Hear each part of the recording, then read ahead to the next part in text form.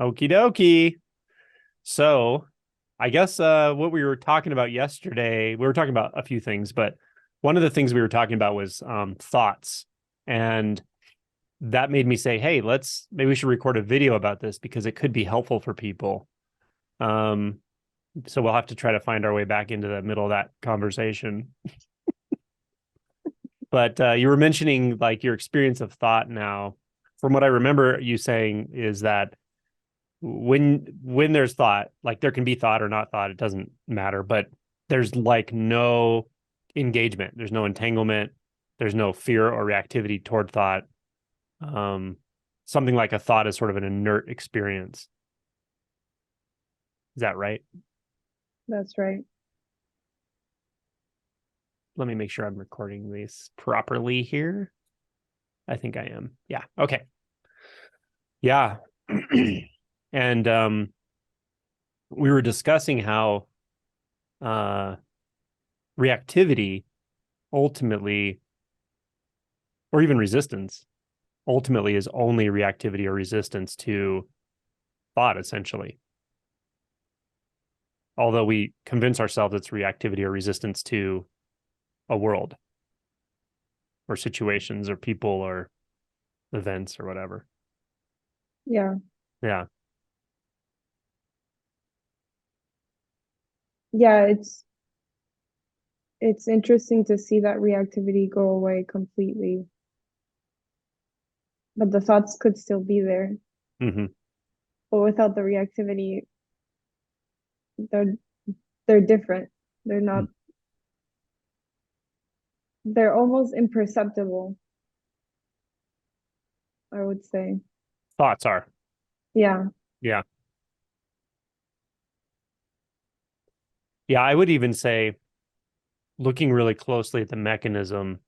And by the way, not everybody out there thinks it's valuable to talk about consciousness and thought and stuff, but I actually think it's quite valuable because when you see closely the mechanism, you see, at least what I see is that it's a sort of reactivity in that space of thought that causes a thought to even be there in one sense. Like if Mm, there's no reactivity, there's no thought in mm. that space. Like no will, no pushing and pulling, becomes extremely neutral very quickly. Yeah.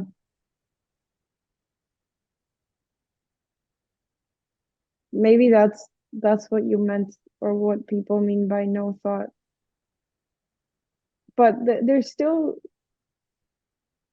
consciousness. There's That's still right. reflexive experience that's still there. Right. I totally agree with that. And that's not self. That's not the same thing as a self or self. No. No. In fact, someone recently posted this thing about in Buddhism, we don't talk about consciousness or something. I thought it was so interesting and I was really looking it up. And there is reference to consciousness in Buddhism, even in the suttas. Buddha describes it interestingly exactly the way I have perceived it. And what it's described as is essentially consciousness is reflection of a sense, but it's a distorted reflection. It's Mm. inherently distorting. And I totally agree with that. But the distortion is through this sense of self, or maybe even an underlying reactivity before self, a tendency to react to experience. But the experience is only up here. Essentially, it's cognitive or thought based somehow. It's the reaction to reflective experience. Because in the sense fields, in the pure sense fields, there's no sense of any division anywhere, no sense of self, body, other processing. There's no time gap in which anything can happen. There's no time gap in which an inner world can construct or which an agent sense of agency can form at all. Right? It's seamless. Reality is seamless in one sense. Yeah. I think you actually said that yesterday. You said, now I see clearly, like, reality is, there's no getting to reality. It's just always just reality. Like there's no gap anymore at all anywhere.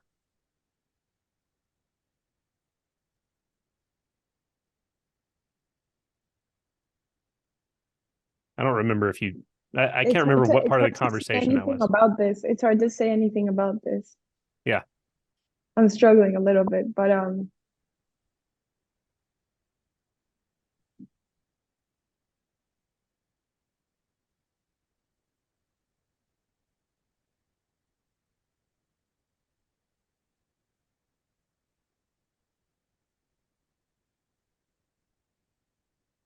so about distortions, the experience of distortion is reactivity, or it's upheld by reactivity. Without reactivity, there's no basis for comparison between the reflections and reality. That's my experience. So it's just reflection. It's just reflection. And reality doesn't have that reflective nature. So it's like almost impossible to even perceive it. Um, that's my experience right now. The gap, yeah, that gap is what allows for the distortion, and it's not really there. It's an activity that's constantly creating a sense of a gap, but that sense never becomes anything real. Never becomes a separate self. It's just a constant activity. That's why reactivity is such a good word for it, because it is just reactivity. It's always happening though. So then maybe it feels like a sense of self.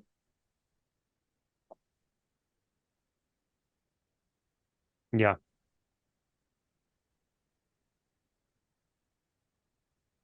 So what about suffering? What is suffering?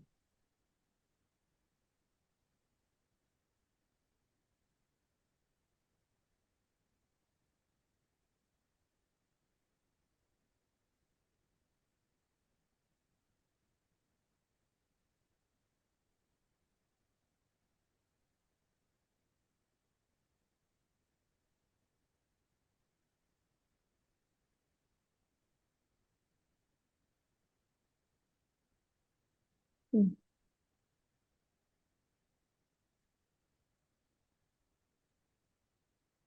The compulsory nature of the reactivity.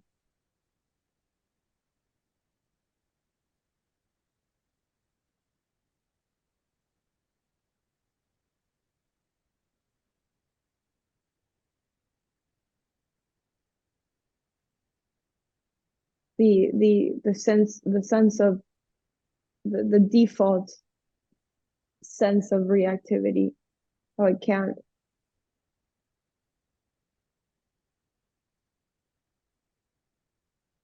It seems as if it must happen. And that can stop somehow. And then it's seen that it doesn't have to happen.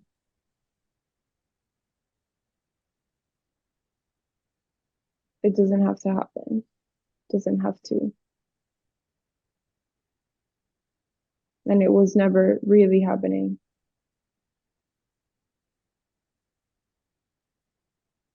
It never had any effect on anything. Yeah.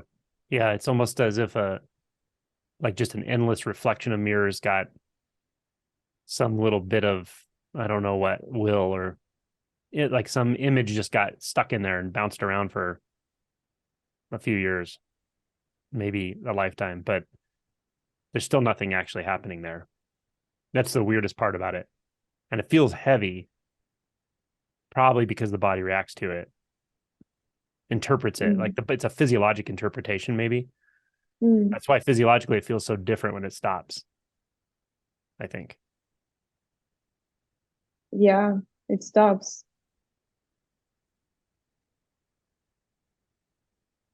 It stops. It's wild that it stops.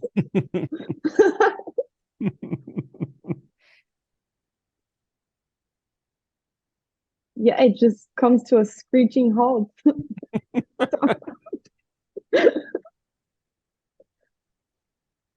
And so just to clarify some of what we're talking about, when we say it stops, what stops? Aside from suffering, is that it? Or No, it's more fundamental than suffering. Suffering's like a downstream effect, maybe. mm-hmm. But the reactivity stuff.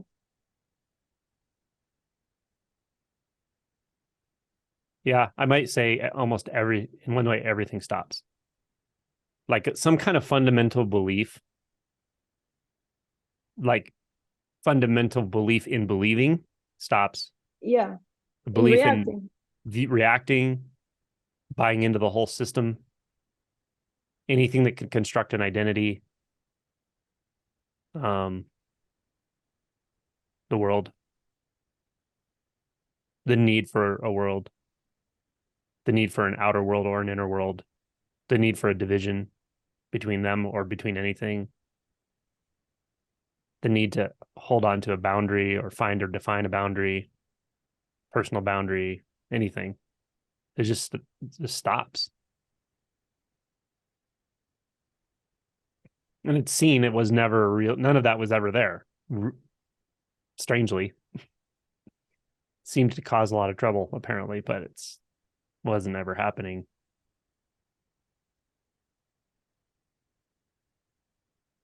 Yeah.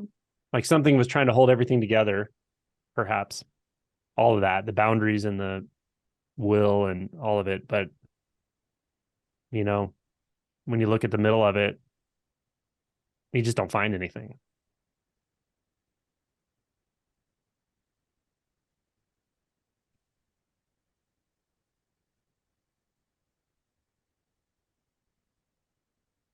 You could say you find a vivid sense, visual experience, but then what is that? And there's essentially just nothing there.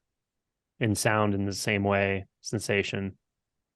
Yeah, because by the time you ask what is that, to answer that question, I think it would be processed into a reflection. So then you'd be in consciousness, and that's not that. Right. Exactly. So Yep. That's exactly right.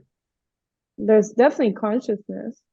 Yeah. But I think what stops is the identification with consciousness and the belief that there needs to be consciousness at Yep. all. Yep. That there's like inherent value to consciousness. Right. Or identity to consciousness or truth or will, even impulse. It's like all of that gets drained out of consciousness and it's seen just to be this, it's almost like another sense or but it's reflective in nature, is my experience of it. And that's it. Nothing more. Yeah. Never was anything more than that. But if you buy into the reflections, just like in the suttas it describes, it becomes distorting. It's inherently distorting. It's inherently unreliable. Totally. Because the moment it's there, Yeah. what are you going to do with it, right? If there's something that feels like it's grasping onto it, using it, holding it, creating a world with it, it's already totally distorting of what it's apparently reflecting. Yeah. So I love it. Like in the Heart Sutra, no consciousness, no eye, ear, nose, tongue, body, mind, no color, sound, smell, taste, touch, or what the mind takes hold of, nor even active sensing. So simple. But then it leads to this: no ignorance or end of it, or all that comes of ignorance, no withering, no death, no end of them, nor is there pain or cause of pain or cease in pain, or noble path to lead from pain. And the reactivity and the identification, those are also movements of consciousness. So they're they're equivalent to like the pure sense of consciousness. Yeah. Then it's also nothing like identity isn't extra sense, or it's not even a foreign process. It's just another reflection. Mm-hmm. It's like a reflection of it's like consciousness reflecting on itself. It's a reflection of the reflective process many times over. Yeah. The more complex it gets, the more it seems separate, but it's not. It's the same thing. Mm-hmm. I like how Adyashanti said this. He said at some point the arc of consciousness that starts like at whenever 18 months old, that allows us to be self-aware in the most fundamental way, like any self-awareness, like that arc of consciousness that turns back on itself just turns back around, and then it comes to in one sense, there's a finality to it. There's an end to, again, like the way he describes it, I think is pretty clear, and I would say it's accurate, is there's no the inner world. There's no place to be. There's no need for it either, of course. And there's no lamenting of its disappearance, and there's no belief it was ever even there, really. But it's also notable. Yeah, so I'd say an interesting aspect of this, what enables an the experience of an internal world and the divisiveness within consciousness is avoidance, but it's avoidance inside of consciousness, which it's weird that would even be possible. But maybe it's like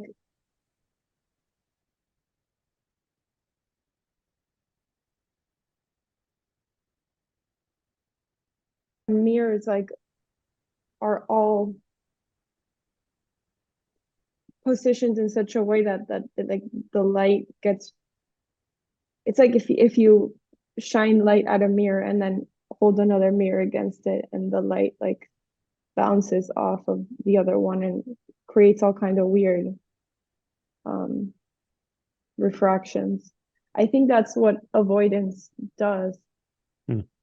And it's such a weird, like it's such a trick Mm-hmm. that it plays on itself. Yeah. But it starts with like the subtlest impulse to avoid a thought or a reflection, even before it's a thought. Just that mild turning away that leads to the formation of an internal world, or the sense of that. Mm. You see, I agree with you completely. So that's exactly what I find, is that if, say, we talk about like desire and aversion or whatever, in gross ways, like in the external, like desire and aversion with material things or people, as gross behavior, that can go away earlier than what we're talking about. But what I would say is that ultimately desire is an effect. Desire is already a reaction. This fundamental perturbance in experience is an aversion. It's just a tiny bit of holding back somehow. And I think what you said actually is a really good way of saying it. It's turning away, actually. It's some tendency in consciousness to believe we can turn away from experience.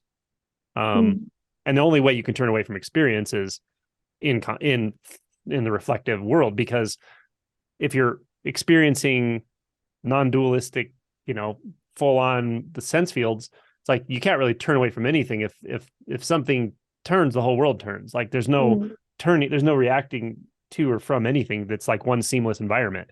So there's no agent in that reacting to the environment. That's clear, right? So in consciousness, it can make it seem like, oh, I can hold back in here just enough to start to like feel like I have agency and I can react to thoughts. We don't think we're reacting to thoughts. We think we're navigating our life. We think we're picking and choosing and getting mad about this and happy about that and looking forward to that and being glad we're done with that. And it's just endless, right? But all of that's based on the sense that I'm somewhere in here bouncing around like a ping pong ball in my mind, deciding what I want, what I don't want, pushing, pulling, struggling, having a story. Then we get like really the identity builds almost around that story and narrative, I think, that has a feeling of his history, future. But at the core of it is this sense of this illusory sense of agency that like, oh, I can pull back enough to start to regroup and think about what I want to do here. No, you can't. But it feels like you can, right? And something about thought and the reflective nature, just like you said, I think it's like kind of like standing wave, like one mirror and another mirror, and becomes feeling like a standing wave of the sense of subjectivity, the one pulling back, and then objectivity, which is all of experience in that space, which looks like the whole world and the senses and thought, but it's really just thought, as long as that standing wave is operating.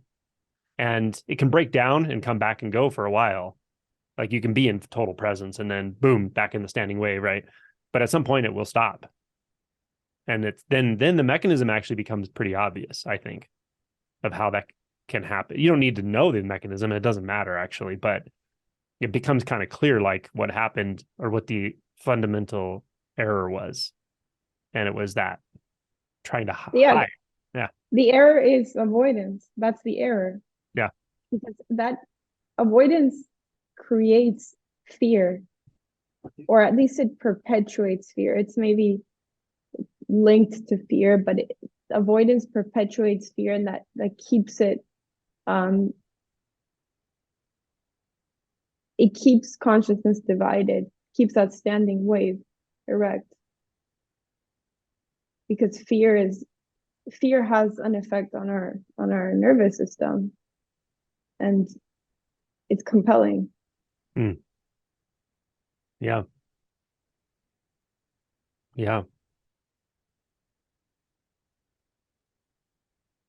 And it says it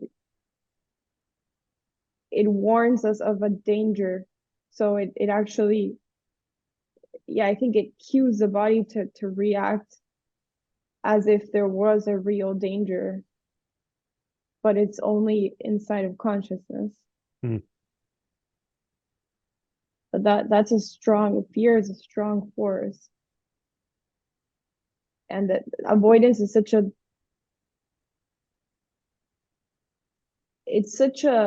good solution to fear. It works. It's a reinforced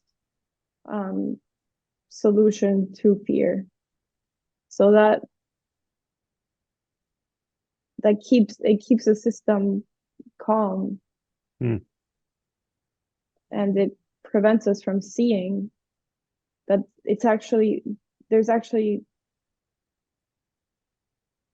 impossible to avoid, but what we're avoiding is nothing other than another thought. Mm-hmm. And it's not harmful, it's not offensive, it's not threatening. Mm-hmm. And I think also we avoid, or we try to hide from the fact that we hide. We avoid the reactivity itself because it is uncomfortable. There's something uncomfortable about it. Having that fear response activated is alarming to the system. And so it's easier to just, or it's adaptive, I guess, to just avoid, to behave and think in these patterns of avoidance.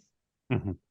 Just generally, and then they stabilize into personality traits, behavior patterns, lifestyle choices, routines, whatever it is that habits, addictions when it's habits. Extreme. Yeah, I like how you were describing how we I may have lost it. Right. It becomes like, so the initial perturbance, let's say, is a bit of avoidance or just a slight aversion. Then this standing wave gets set up, or this reflective illusion essentially gets set up. Um, and then we have, we almost replace the world with that, right? Or we do actually replace the world with that. So instead of interacting with the world, we're reacting to an inner world. And as we react, then fear builds because we're believing it. We're believing those images. We can, as just an example, we can watch the news and imagine someone breaking into our house and have almost the same fear response, or at least a significant portion of it, just thinking about it, something that's not happening at all. And we're having physical reaction to that. We're having physiologic reaction. We're experiencing fear. So, but as you rightly said, the solution, unfortunately, in that space becomes a little more disassociation. So instead of just going directly to first the experience, the fear, the emotion, and then to seeing what's actually happening, like, is this, like, to see that this is not even happening, this is a thought. But to see that, you have to see that a lot more as a thought than you want to admit a lot of times, including your whole life and physical reality in the way you think about it. But aside from that, what happens is we just learn new ways to disassociate, I think. It's a sort of it's a sort of standing wave of disassociation, a stable disassociation. And part of it, and this is going down a whole different tangent, but a big part of it becomes social constructs or socially endorsed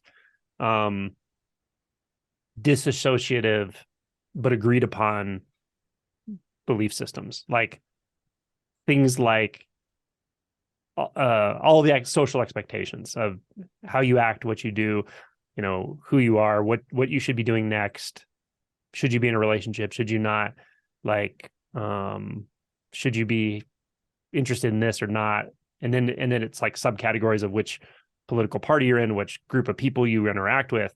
But that actually has a lot of stabilizing effect on this whole internal distortion, right? Because then you project a more complex world out there that's not even happening, but you have a lot of other humans around you going into complicity with it, and it feels more and more real.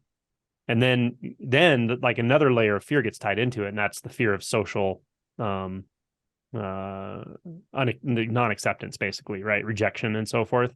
I think that's why this becomes much more acute for a lot of people after puberty or after you become socially aware. There's a whole other layer of fear built into the whole system now.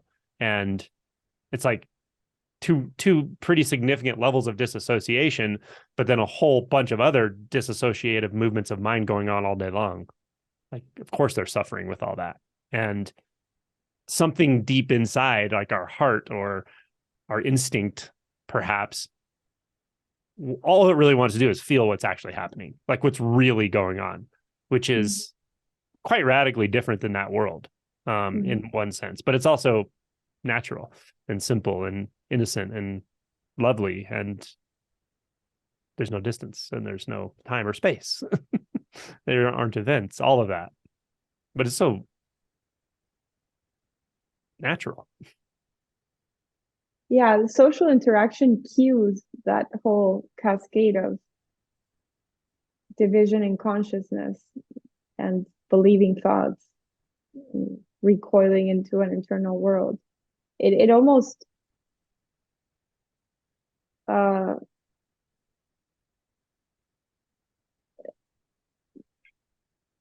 coercively instructs us to do that. Like, you must form an internal world. And there's something quite intense about that, I think. And then it gets conditioned into us, and that's why I said before, there's something compulsory about it. It's like, it's almost as if there's this coding in consciousness that just says, you must believe a thought. You must believe this thought, the ones that are familiar to you, or that are built into your particular conditioning. But that coding, that mandate, you must believe this thought, I found in myself, I was fearing that. I was fearing that because I know its power. And I know how it's like corrupted my nervous system, I guess. And to see through that requires like just a willingness to just stand there and really challenge that belief. Like, do I have to believe this thought? Like, does this thought have to be believed?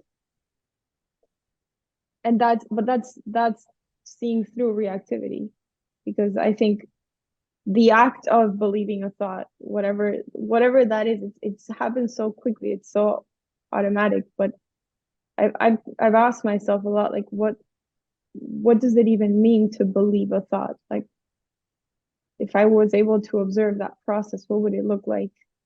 And it is reactivity. And yet it could be observed. It could be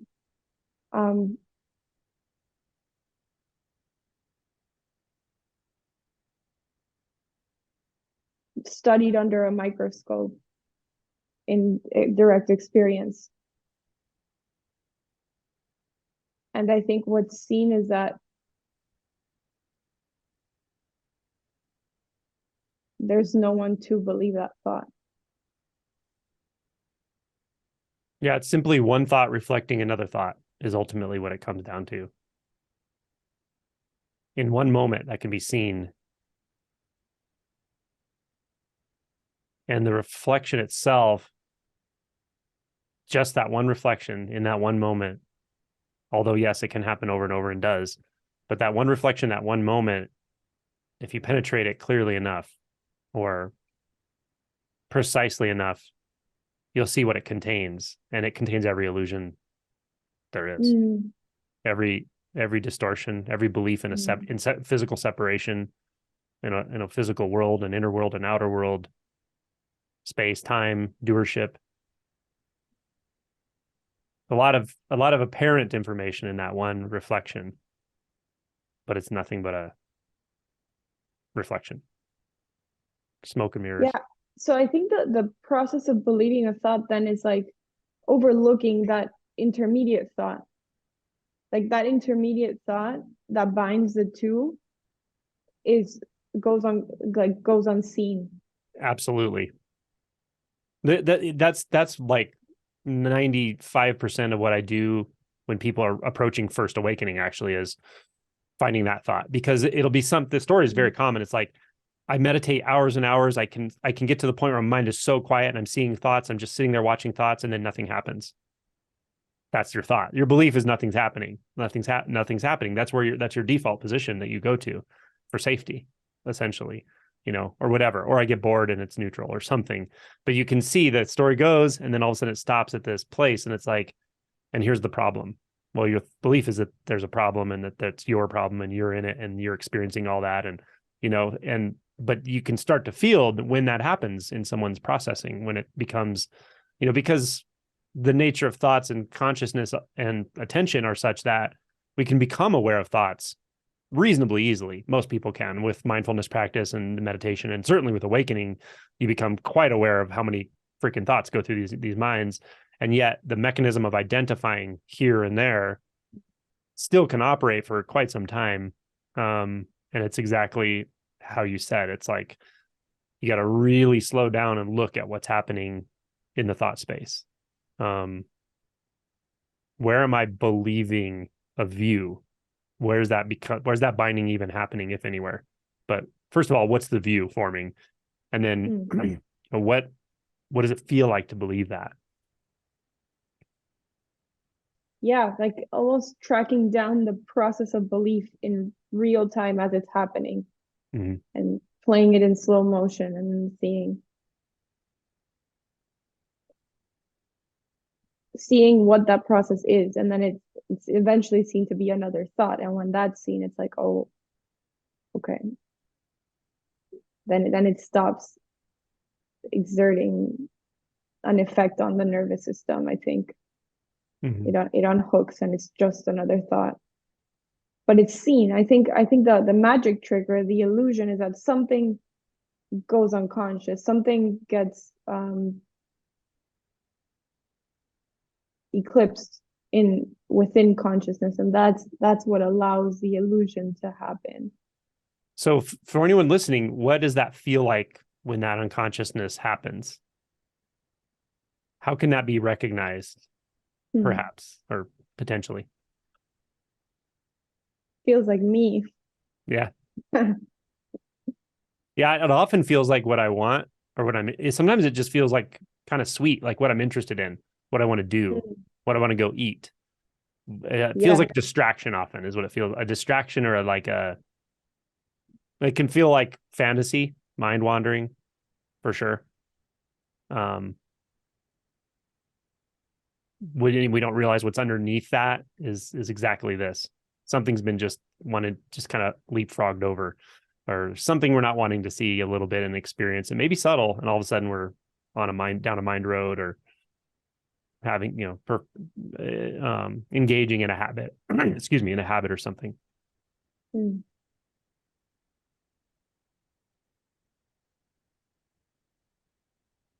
I think really that's one of the reasons this process can be quite difficult. Well, it's challenging for anyone, but for some people it's just so daunting.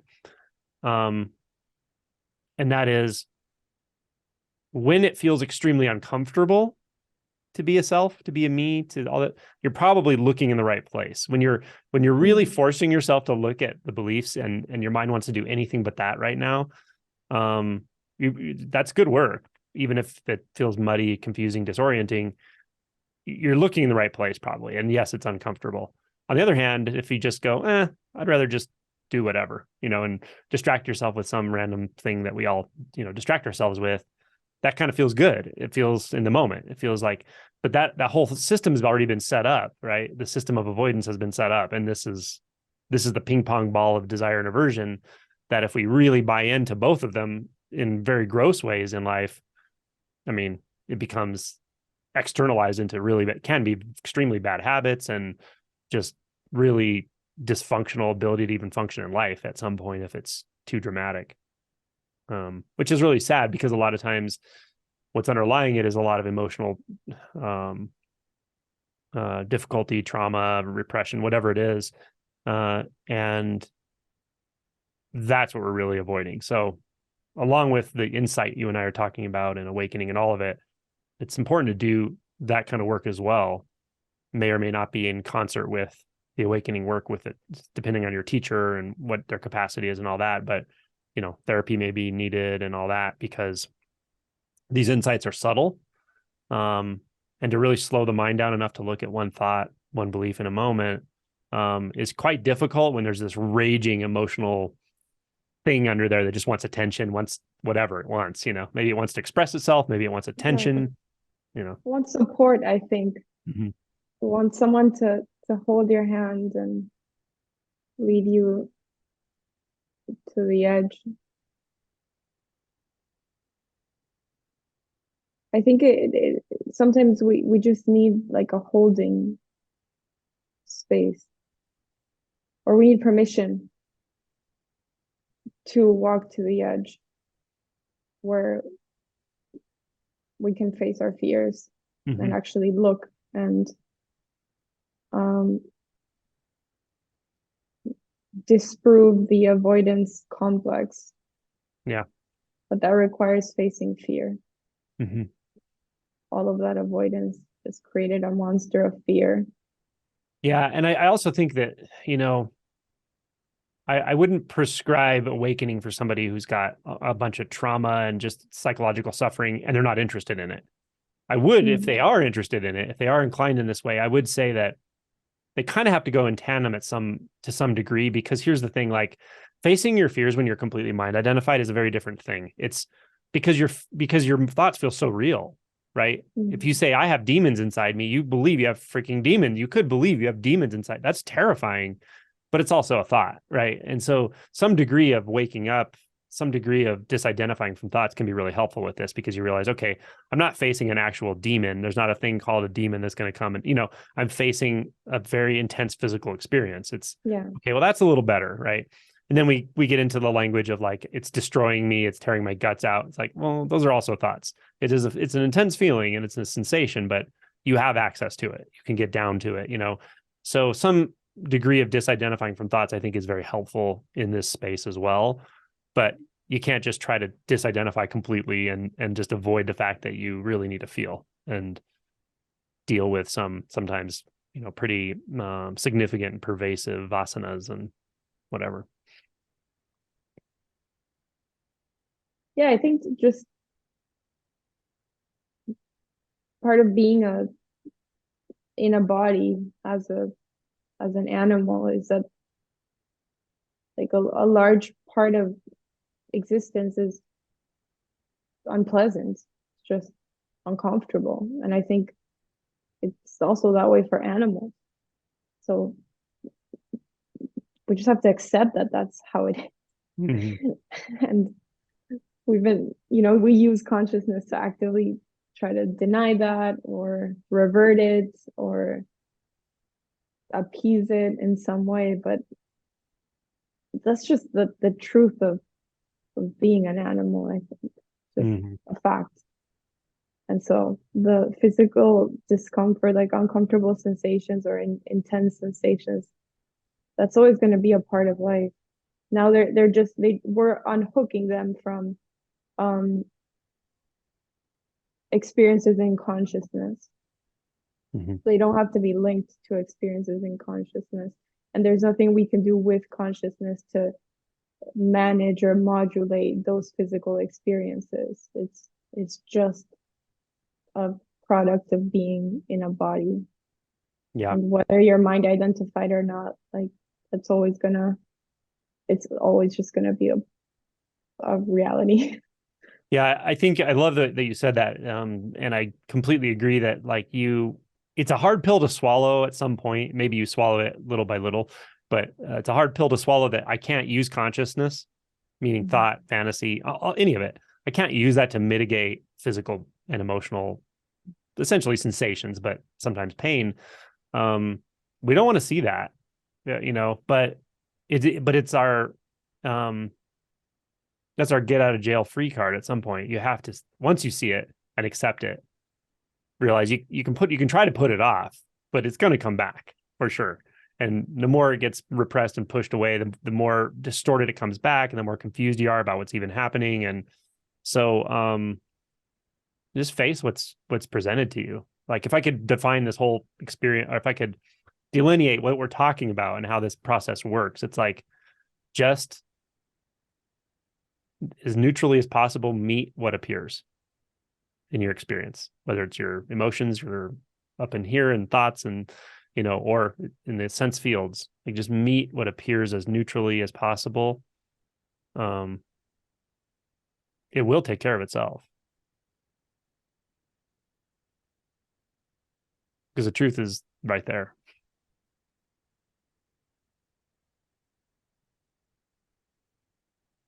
We're looking at it looking at it in the face all the time. Nirvana, extinction.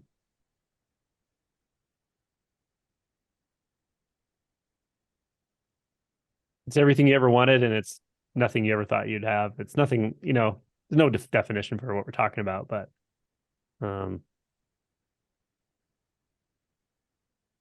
yeah. I like to say, although this has to be held so lightly, but I like to say there's something that drives this, call it whatever you want. Call it the Dharma wheel turning, call it grace, call it instinct. But there's something that drives the instinct to turn inward at first to see what's actually happening there. I guess turning inward can mean different things, but one thing it means is to become mindful and to become aware of thoughts and start to question and so forth. But another thing turning inward means is to stop believing that managing the external world in the way you think you're doing it is going to satisfy you, because it just doesn't ultimately. Getting people to do what you think you need them to do and wanted to do, and getting your situations and money and things all in the way you think it's going to make you happy, your career, all of it. Like you need to do all that. That's just responsibility, and it's fine, but it's not gonna deliver satisfaction. It just won't.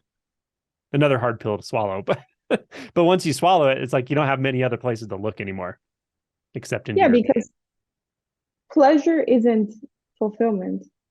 no, And pain isn't suffering. no. So we have pleasure and we have pain, but we're not gonna be fulfilled with hits of pleasure because it will naturally return to it will naturally just end, return to a baseline. Mm-hmm. Yep. Not only that, it sets up if there's a psychological mechanism always chasing pleasure and avoiding pain, it just sets up more pushing and pulling, more reactivity, more distancing ourselves from our momentary experience, imagining the next pleasurable experience or trying to set it up or whatever we're trying to do in our life. It becomes surprisingly uncomfortable when we really try to orient ourselves too much to pleasure. Yeah. Or even Mm. comfort, Yeah. Yeah. That's a big one. Mm-hmm. Yeah, Like but everyone deserves to be comfortable, right? But do they? Right? Like do we deserve anything? Do we need to deserve anything? Like once we think we deserve something, man, we're already struggling, right? When we think we need to earn something, when we think we need to sacrifice, like whatever stories we tell ourselves, they're just distancing. They're just distancing. Like they're just more of this like back. There's nothing back there. Yeah, But the stories are like, what's interesting about those kind of motifs is they're infused with will. That's what they have in them, right? It's this feeling of will. Like you can get behind will, right? We like the stories of triumph and all this, and yeah. Well, that when you asked before, how do you know when there's unconsciousness or when there's one thought that's gone, that's been occulted in consciousness? I think the feeling of will is a good indicator of that.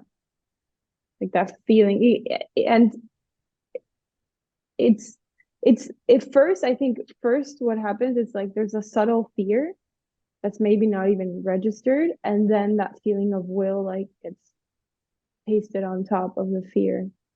And it to me it almost feels like it has like a momentum to it, like it's something propelling me forward in consciousness, of course, but it does activate the body as well. That's will. It's an experience. Mm-hmm. Irregardless of the content that it's using or whatever it's striving for, it doesn't matter. But the feeling itself of will, I think attuning to that and being vigilant for that feeling, because it's quite deceptive. Like it could feel really good at times. Mm-hmm. It could feel like confidence. It could feel like assertiveness. Mm-hmm. It could feel like excitement. But you wait until the other shoe drops because That's right. yeah. Also, it feels like the future. It feels like there's a definite future. You have to believe in a future that's going to reward you for your whatever, your effort, your planning, you know what I mean? Like it definitely has a time element to it. And we want to believe in that. Sometimes we don't want to believe in it because it's uncomfortable, but sometimes we do. And it's always, as you said, there will always be the other shoe that drops at some point. And we don't like that. It has a direction, a purpose, an orientation. It's moving towards something. That's what it feels like. But that whole experience is illusory. Yeah. So here's a question I came up with as you were describing that very clearly. So just in practical terms, like for anyone who's listening and gets what we're saying, that when you say something intense, you may react with a sense of will for whatever. Like, and let's say you work around somebody who's a difficult person to work around or something, like, or you're around somebody who just has something that feels so intense to you, or it's hard to not like say react or respond. Most importantly, it's like impossible not to feel something in that moment, right? How does that become will? Or let me ask you this: how might someone differentiate just an intense feeling of a situation, a person, whatever, from that intense feeling plus the added belief in, and here's what I'm going to do about it, right? That becomes a distortion, of will. Yeah, the basic belief of wanting or not wanting, the belief in wanting, or even having the ability to want or not want something. And then from that, is this, what is this in relation to me? Like, what is this intense experience? What does it mean for me? And that, I think that's what precipitates will. And yeah, I think what you just said, the next belief is what am I going to do about it? That I can do something about it. Mm-hmm. And then it's avoidance or seeking. Yeah.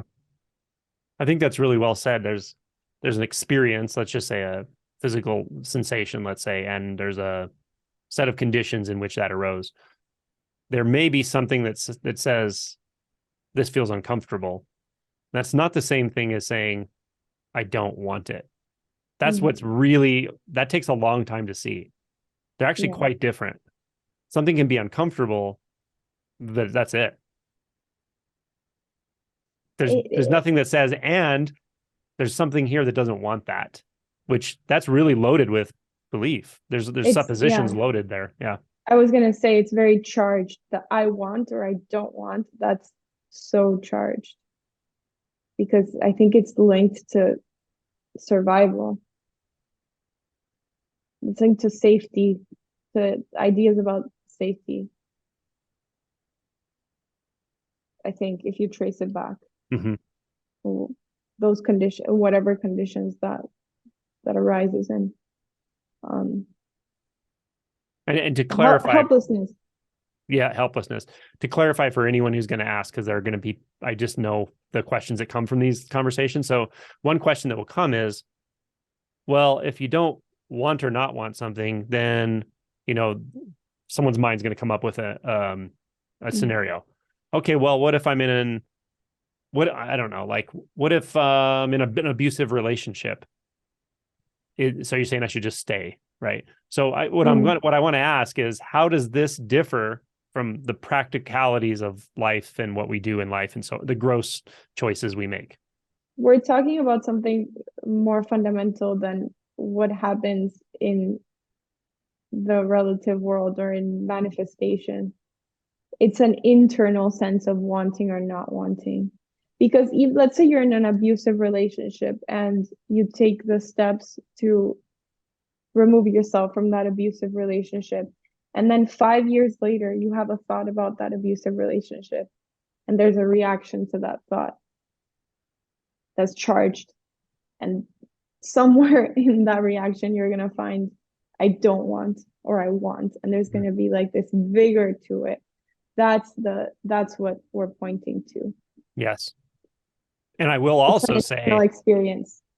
Yeah. And I'll also say this comes full circle in that what you're describing is why there are patterns of dysfunctional relationships, for instance. It's actually because of that reflection that later on, suddenly, even though we don't want to be in an abusive relationship, suddenly we meet someone and the signs are there somehow, but we overlook them because it feels kind of comfortable is the word some people use, but I would say it feels familiar because of that internal world that's been reflecting, instead of, if you can see clearly, it's like, oh yeah, this person's not interesting to me. Like there's things about them that just do not work for me and they don't make sense. Why is this person acting this way and that way? You'll feel the control mechanisms and all that, and you wouldn't even get close to that person. So sometimes not sometimes, I'd say much or most of the time, these distortions in the internal reflection of desire and aversion, or wanting and not wanting, get so habituated, and the reflective nature makes them distorting often, that they actually are what cause us to get into challenging situations of those nature. of those natures, instead of just totally naturally avoiding them. Now, it's not possible to go through life without avoiding danger 100% of the time.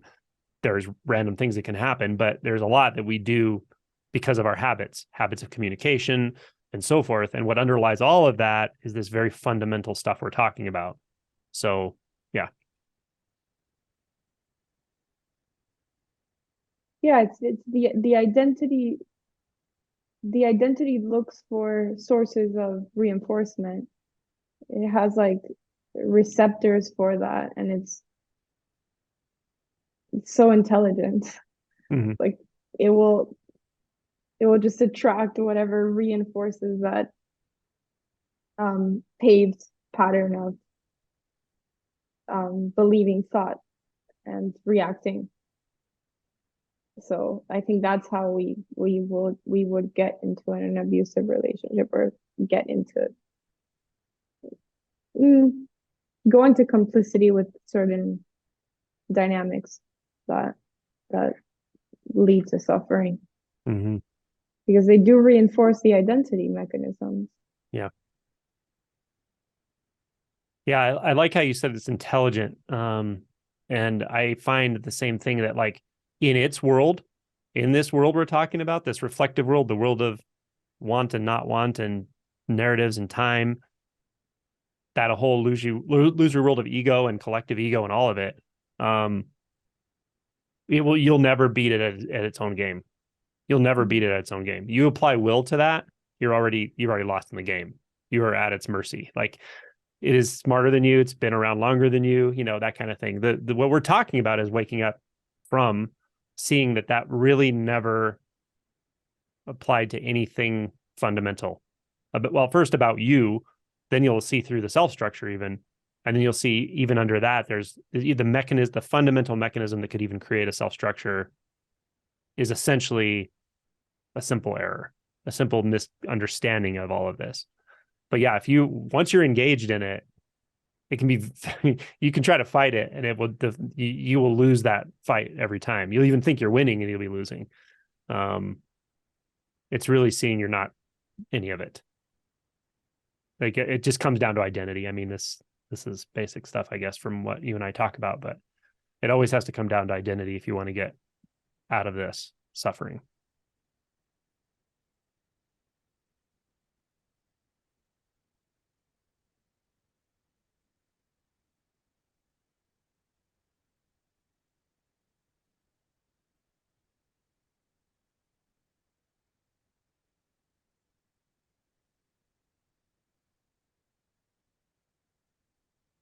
Also, in reference to what you were mentioning a few minutes ago about we inhabit a body, we inhabit a mammalian body, an animal's body. There are certain things you have to accept about that. And it's true. And being around other bodies is going to have effects on this body, even if there's not identification going on and so forth. Watch a dog walking down the street, sees another dog, jumps out of its skin. It's very interesting to that dog, right? They're wired for it. We're wired for reactions and stuff in physiologic ways. But I do think it's great that we are now pulling in a lot more modalities that are very physical modalities. TRE. We just did last week a retreat. We did intuitive movement for like 40 minutes every day. And I mean, there were people flailing and vocalizing and moving and twitching and shaking. But it was really powerful, actually, very transformative. By the end, it was like, okay, that was very helpful. And, a few of them were like, I'm going to do this every day. This is so valuable.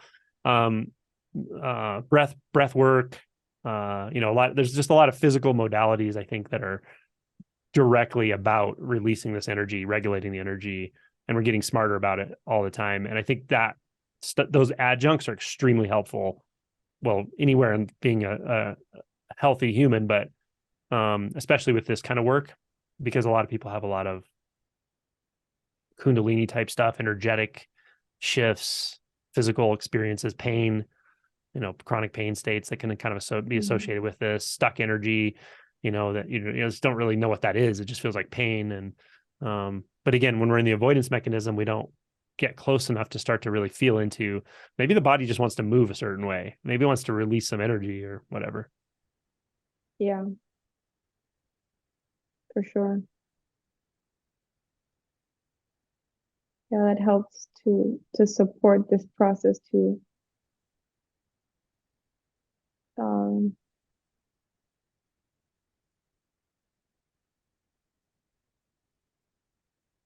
to relax the nervous system, to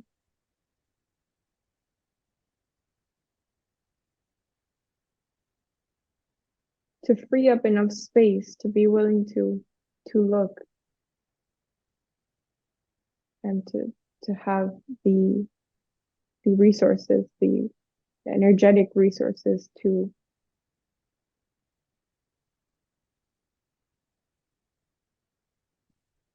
investigate in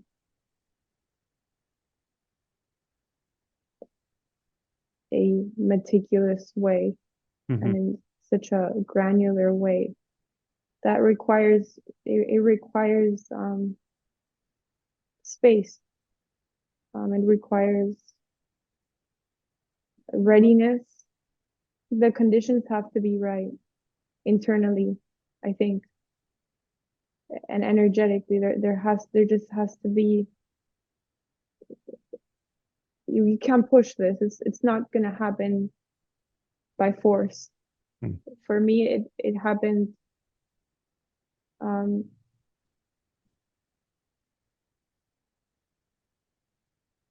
when there was enough quietude to enable the close looking that we're talking about. And maybe that comes after intense emotional storms that sort of shake the nervous system and empty it out. But I think these insights are so subtle that it does require some bandwidth to actually see. Yeah. You know, I've said this in other videos where we've talked, but I always gear these to the people who are watching, and you did a lot of things quite right. That I always like to highlight just for anyone watching. You know, there's no exact right combination, but there are some that I look at and I'm like, I can see what's missing in what people are doing. And with you, like, one thing that was overarching for the handful of years we've known each other, 5+ years or whatever, is you really always had a willingness to look, even if whatever, I just like look at what seems to be happening in your experience, and you were good at it. You know, you were good at keep just going back and looking again and again and again. What am I feeling? What am I believing? Why am I doing XYZ?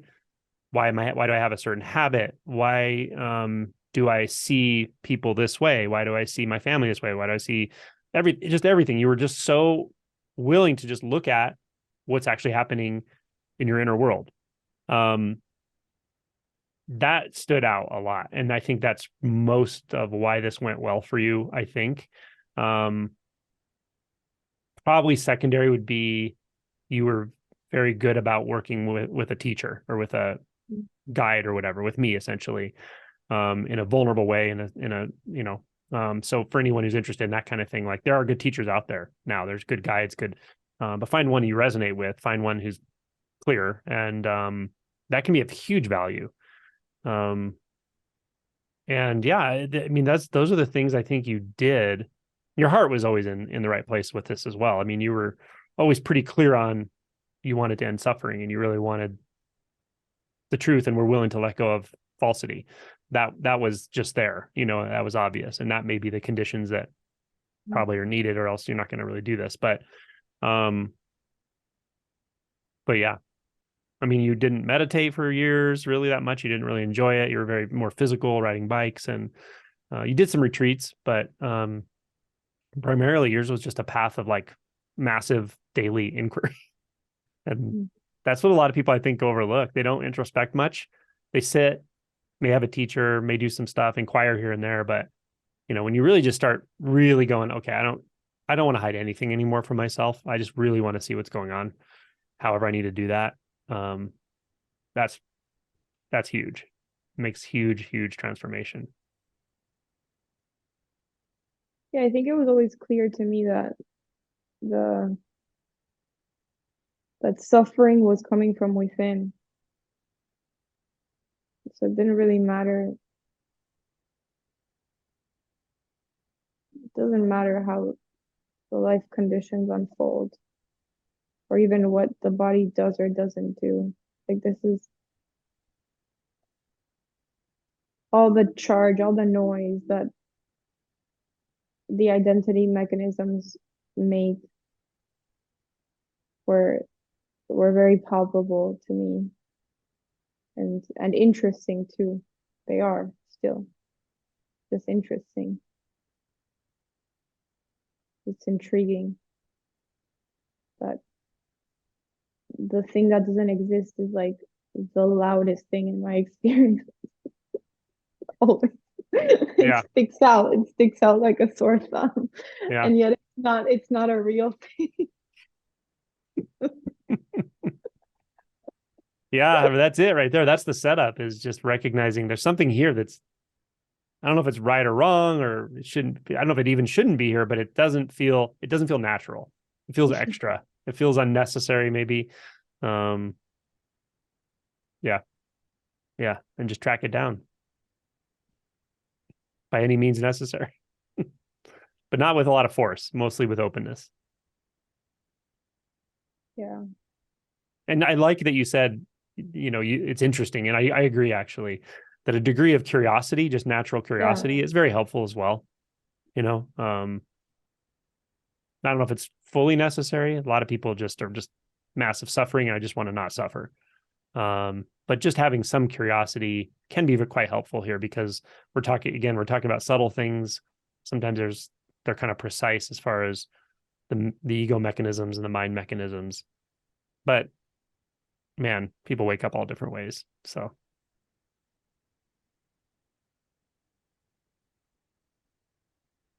Yeah, I think also taking an inventory, maybe this is more in a broader sense, but taking an inventory of what are the things that I want and the things that I don't want, or what are the things that I care about, and the things that I want to avoid, like maybe just generally in my life, and then um, reduce it to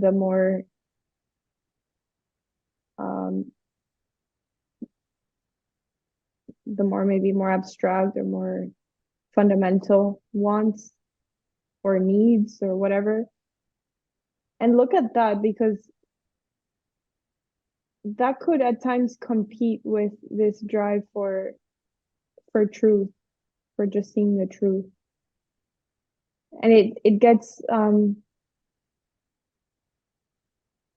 conflated with it too, naturally. Like, I think because we can believe that if I realize the truth, or if I'm liberated from suffering, then I will feel better, I'll be free, I'll have more energy to pursue my goals, whatever it is. But those are like secondary motivations, and I've seen how that has been obstructing at times, that it gets associated with this quest for truth, and it has nothing to do with it, and it's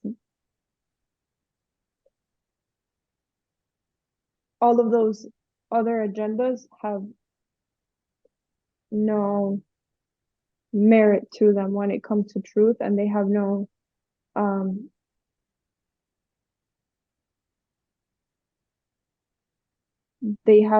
absolute um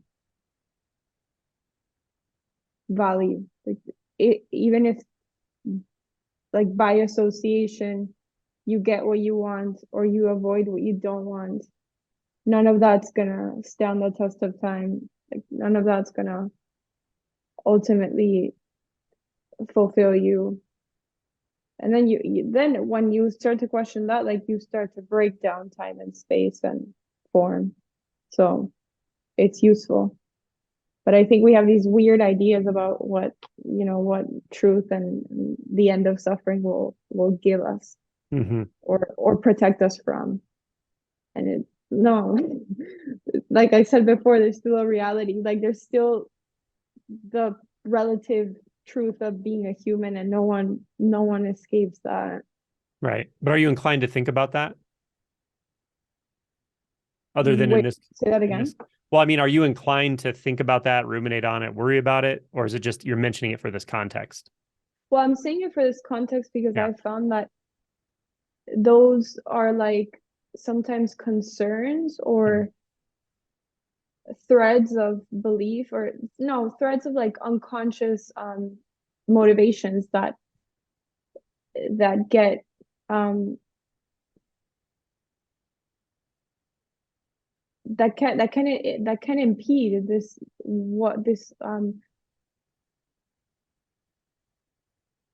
like direct unitary incisive search for truth Yeah. or inquiry into truth. Yeah. And a lot of the emotional shadow stuff comes up around these things. But that's why the only reason I'm mentioning it is because um it gets confused, I think. Hmm. It gets like embedded into this, Yeah. the intention to wake up, which then affects like how much of a priority it is. Yeah. um I totally agree with you, actually. I think that's right on the money. Even and it even gets to magical thinking that you see in spirituality. yeah, Sometimes like, exactly. I'm gonna have magical powers. I'm gonna have cities. I can live forever. That's not what we're talking about. But what I was actually asking you is like on a personal level, do you have fears around that stuff anymore? Oh, Do you have fears around as like in being a injured or natural. getting old or dying or getting sick anymore? No, but I think no, but like up until like yesterday, 2 3 days ago, because that's what I said. Like those were the final concerns. Like those concerns were there.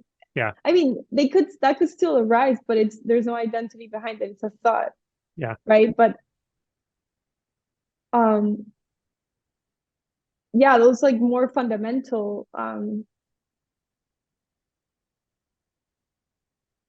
preoccupations Yeah.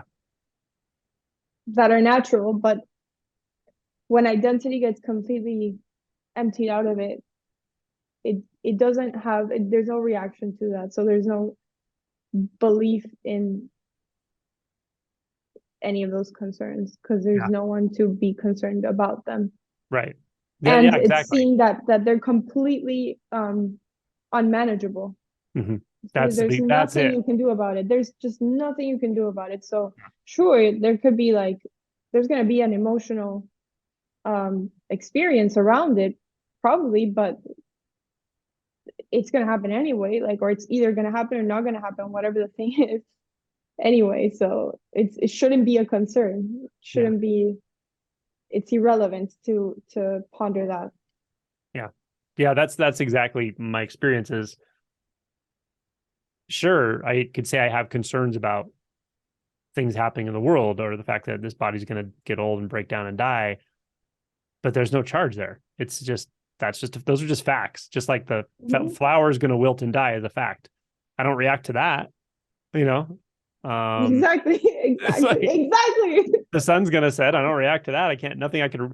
Even if I somehow identified with this being the sun suddenly, and I had a reaction to it, it's still going to fucking set. Like there's nothing I can do that's going to change the natural order of things. Like it's absurd that we ever got so arrogant in our minds that we can control things in the way we think we can. Um, and so then, yeah, there's no charge. And when there's no charge, those thoughts subside essentially, Yeah, like unless they're practical. yeah, Like if someone said yeah, there's a exactly. hurricane coming, you'd be like, okay, well, I better pack up and blah, blah, blah. But you may have no response to it at all. Hmm. Yeah. Yeah, like there are bodies being injured, abused, dying in this very moment, and you're not like I'm not reacting to that internally. Right. So like I guess you could if you like read the news or think Yeah. about it or are involved in or concerned about that because it's something that is like Like I've definitely had those concerns, but if I inquire into that and look through it, it always leads back to me. So I projected myself into that concern in some way. Yeah, that's right. But I was using that example to say, like, I'm sure there's,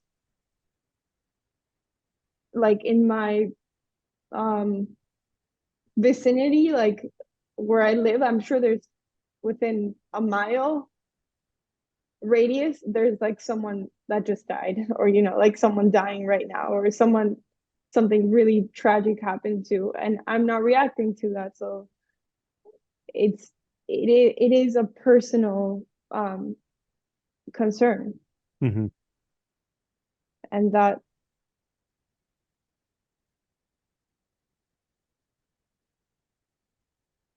I'm sure there would be a reaction if that were happening right in front of me. um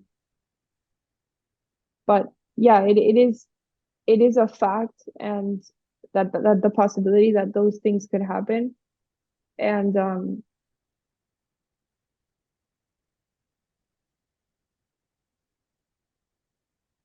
we're always reacting to the fear Mm-hmm. of that, Yeah, the fear of that thing happening. That's what we're experiencing when we react, that's right. because of what it would mean, or what we imagine that it would feel like. But again, that's not, that's irrelevant. It just seemed to be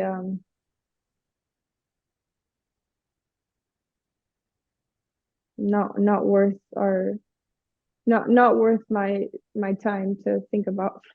Yeah. Yeah, it's well, it's irrelevant, but it's not happening either. It's imaginary. You're um the best gift you can give the world, the best way, in my experience, in my opinion, is best way you can heal the potential for injury and unnecessary injury and um harm and violence and unconsciousness is just to be present yourself in your environment. Because you could endlessly go watch the news and become, Hmm. cynical and fearful, and like all of that can happen. But what you're doing is ignoring your own environment. And the more, you can't make everyone else out there be mindful, but you can become exquisitely mindful and then, dissolve the identity structures and essentially just die into presence.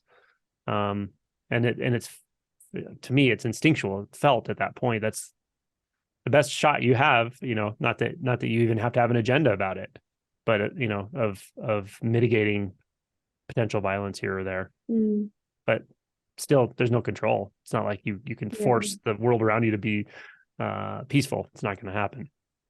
And it doesn't mean you don't feel emotions. Like if I read the news, Mm-hmm. I do feel emotions, but I'm just not creating like a mental strategy to try to do anything about that, Yeah, or change, try to argue with reality. yeah, I agree. I'm the same way with me.